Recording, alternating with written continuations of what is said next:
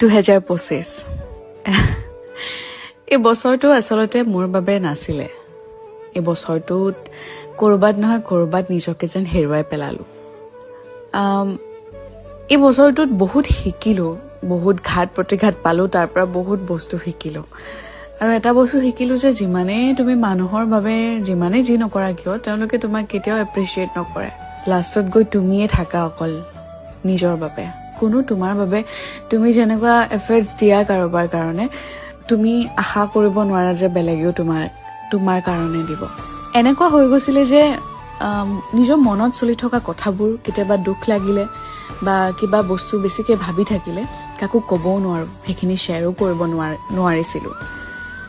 কাৰণ ভয় লাগে আকৌ বা কোনোবাই কি বুলি ভাবে, কি বুলি জাজ কৰি দিয়ে। এই বছৰটোত এনেকুৱা কিছুমান সময় আহিছিল যিখিনি সময়ত মই ভাঙি পৰিছিলো, চিন্তিত হৈ পৰিছিলো যে আগবাঢ়িব